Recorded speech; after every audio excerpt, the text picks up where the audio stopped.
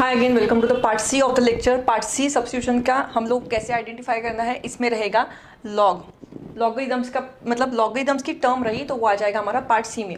Part A में हमारा क्या था, जिसमें डिनोमिनेटर के सिंपल एक टर्म का डेरिवेटिव हमको न्यूमरेटर में मिलता था। पार्ट बी में क्या था हमारा, उसमें एक्सपोनेंशियल की टर्म थी e raise to power x या फिर a raise to power x के फॉर्म में था। और पार्ट सी हमारा है जिससे हमको लॉग की टर्म्स मिलेंगी। तो ऑब्वियसली जैसे बताया, लॉग की टर्म को हमको क्या पुट करना है, सब्स्टिट्यूट करना है t। लेकिन अगर प्रॉब्लम में लॉग की एक से ज़्यादा टर्म होंगी तो हमको जो भी ज़्यादा कॉम्प्लिकेटेड ज़्यादा लॉन्ग वाली जो टर्म रहेंगी उसको हमको t पुट करना है। जैसे यहाँ पे है, फर्स्ट प्रॉब्लम ये है, अगर मैं log s को पुट करती हूँ तो मुझे आंसर मिलेगा 1/x dx। 1/x में मेरी ये टर्म तो कवर हो जाएगी, लेकिन ये टर्म वैसी रह जाएगी, that is log of log x। So better है मैं जो बड़ी वाली टर्म रहेंगी उसको टी पुट करेंगी, उससे भी सॉल्व होगा, लेकिन उसको टी पुट करेंगी वो कॉम्प्लिकेटेड और मतलब रिजॉल्व होकर वो सिंपल फॉर्म में आ जाएगा अगर हम लोग बड़ी टर्म को टी पुट करते हैं तो। अगर मैं फर्स्ट प्रॉब्लम लेती हूँ, integration x log of log x, right. अगर मैं log s को ही टी पुट करूंगी तो ये और कॉम्प्लिकेटेड ही रहेगा, वो प्रॉब्लम सिंप्लीफाई नहीं होगा, राइट। ये 1/log ऑफ t आ जाएगा वो, राइट। उसका आंसर 1/t log t ऐसे आ जाएगा। तो वो कुछ हेल्प करेगा हमको नहीं करेगा, इसलिए हमको क्या करना है, जो मोर कॉम्प्लिकेटेड टर्म जो लॉन्ग टर्म दिख रही है उसको हमको टी पुट करना है। अगर दो टर्म है लॉग की एक ही प्रॉब्लम में तो लॉन्ग वाली टर्म कौन सी है, log of log x। So put log of log x equal to t। अगर मैं इसको सब्स्टिट्यूट करती हूँ तो मुझे यहाँ पे डिफरेंशिएट करते हुए मुझे कौन सा फॉर्मूला लगाना पड़ेगा, यहाँ पे चेन रूल का फॉर्मूला। पहले हमको log दिख रहा है तो हमको लिखना पड़ेगा 1/log x। Derivative of log x is 1/x, और फिर log x का फिर से डेरिवेटिव करेंगे तो मुझे मिलेगा 1/x dx is equal to dt। तो 1/x log x dx is equal to dt। ये हमारा आ गया dx, ये हमारा आ गया x log x। तो ये हमको यहाँ पे क्या हो गया, ये जो इसको टी पुट करनी है, बाकी की बची हुई जो टर्म है वो हमको dt के फॉर्म में मिल गई। यहाँ पे मुझे मिलेगा dt अपॉन इस टर्म को मैंने कर दिया t, और 1/t का इंटीग्रेशन मुझे मिलेगा वापस log t, और log t यानी हमारा कौन है, log of log x plus c। So this will be the second problem, integration cos of log x upon x dx। cos of log x upon x, तो मुझे log x की term को क्या करना है, टी पुट करना है। तो log की टर्म को अगर मैं टी पुट, सिर्फ log की टर्म को हमेशा याद रखना, log के प्रॉब्लम में सिर्फ log की टर्म को टी पुट करना है। तो मुझे मिलेगा put log x equal to t। अगर मैं डिफरेंशिएटिंग बोथ साइड करती हूँ तो मुझे मिलेगा 1/x dx is equal to dt। मैं डायरेक्टली लिखती हूँ, बेसिकली हमको मिलेगा dt अपॉन dx, बट मैंने अपॉन वाले जो dx को मैंने ऑलरेडी यहाँ पे शिफ्ट कर दिया है, तो हमको यहाँ पे dx रहेगा और यहाँ पे हमेशा dt रहेगा। तो मुझे मिलता है 1/x dx जो बन गया dt, और यहाँ पे मिलेगा cos ऑफ log x था हमारा t, और dx upon x which becomes dt।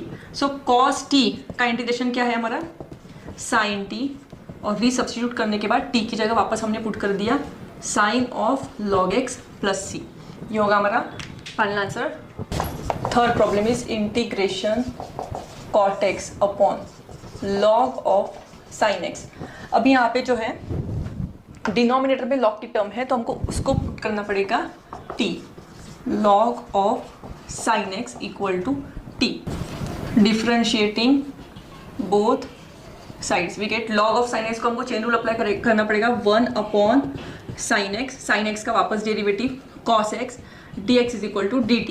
लेकिन हमको जैसे मैंने बताया था कि इसको पुट करने के बाद बाकी की बची हुई टर्म हमको dt में कवर करना है, तो cot x आना चाहिए। तो हमको cot x के लिए क्या है, सीधे से cos अपॉन साइन को क्या लिखना पड़ेगा, cot dx is equal to dt। ये सब हमने यहाँ पे पुट कर दिया, cot x dx is dt upon इसको हमने कर दिया t, which gives log t, that is log of t is log of sin x plus c. So the last problem of this type, integration cosec x log of tan x by 2 dx।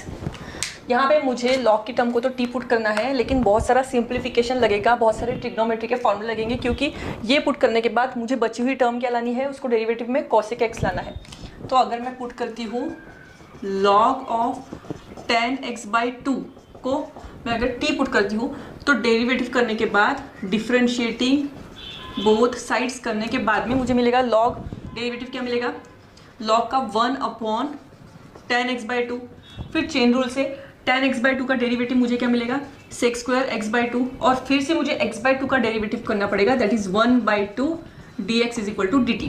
अभी फिलहाल हमारे पास सिर्फ dx आया हुआ है, लेकिन इस बची हुई टर्म को हमको कोसेक x में कन्वर्ट करना है बाय यूजिंग ट्रिग्नोमेट्रिक फॉर्मूलाज। तो 1/10 को क्या लिखूंगी मैं, 10 को लिखूंगी sin x/2 upon cos x/2।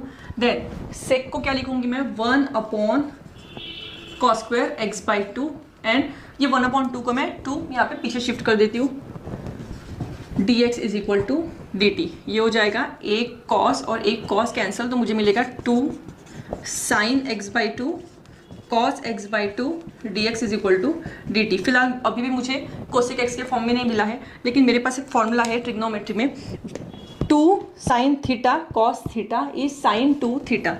तो यहाँ पे क्या हो जाएगा, 1/sin 2 थीटा, यानी कि sin 2 और थीटा यानी हमारा कौन है, x/2 dx is equal to dt। यहाँ पे 2 अगर कैंसिल हो जाता है तो मुझे मिलेगा sin x dx is equal to dt। और 1/sin x क्या रहता है ट्रिग्नोमेट्री में, cosec x dx is equal to dt। और ये पूरा सॉल्व करके मुझे पुट करना है यहाँ पे, तो मुझे मिलेगा इंटीग्रेशन, इसको कर दिया मैंने t, और कोसेक x dx को कर दिया मैंने dt, और t का इंटीग्रेशन मुझे मिलता है t²/2, और t यानी हमारा क्या है, log of 10x/2 square upon 2 plus c। ये हमारा रहेगा फाइनल आंसर इस केस के लिए। So this was part C of substitution, जिसमें लॉग के जो प्रॉब्लम्स है लॉग के फॉर्म में आते हैं प्रॉब्लम। तो मेरा आपको एक सजेशन है जो मैंने बहुत सारे मेरे पिछले लेक्चर्स में भी दिया है, कि जब भी आप मैथ्स के वीडियोस देखने बैठते हैं तो आप कॉपी पेन आपके साथ में रखते जाइए, और जैसे मैं सॉल्व करती हूँ उसके साथ आप भी सॉल्व करते जाइए। इससे आपको जो एग्ज़ाम में स्ट्राइक जो होता है जल्दी से, वो जल्दी होगा। क्योंकि अगर आप सिर्फ वीडियो देखेंगे और उसको सॉल्व नहीं करेंगे तो आपको कोई फ़ायदा नहीं होगा, टाइम पे आपको शायद याद भी नहीं आएगा कि इसके बाद क्या स्टेप करना है, राइट। तो मेरा यही सजेशन है कि जब भी आप मेरे मैथ्स के लेक्चर देखते हैं तो आप कॉपी पेन लेकर उसको मेरे साथ सॉल्व करते जाइए। जैसे ये जो लास्ट प्रॉब्लम था, 4th प्रॉब्लम मैंने लिया, इसमें हमको ट्रिग्नोमेट्री के फॉर्मूले लगे। जैसे tan को मैंने लिखा sin/cos लिखा, sec को मैंने लिखा 1/cos, राइट। कैंसिल करके जो मेरा आंसर आया वो था 2 sin थीटा cos थीटा के फॉर्म में, जिसको मैंने अप्लाई किया sin 2 थीटा का फॉर्मूला। लेकिन वो मैंने वहाँ पे लिख के नहीं दिया, सिर्फ ओरली बताया। तो आप कॉपी पेन लेके जब सॉल्व करते हैं तो आप नोट डाउन भी कर सकते हैं फॉर्मूला, जो भी मैं बताती हूँ, जो मैं यहाँ पे लिखती नहीं हूँ पर ओरली बताती हूँ फॉर्मूले, आप वहाँ पे लिख के रख सकते हैं अगर आपको पता नहीं होंगे तो ये फ़ायदा होता है कॉपी पेन लेके आप अगर उसको खुद सॉल्व करके देखते हैं। तो मेरा सजेशन है, और आप ज़रूर उसको फॉलो करेंगे तो आपको मैथ्स में बहुत इम्प्रूवमेंट दिखेंगे, आपकी खुद की ही मैथ्स में आपको इम्प्रूवमेंट दिखेंगी। So see you in the part D, जो इसके बाद में पार्ट डी आएगा, उसमें हम मिलते हैं। Bye for now.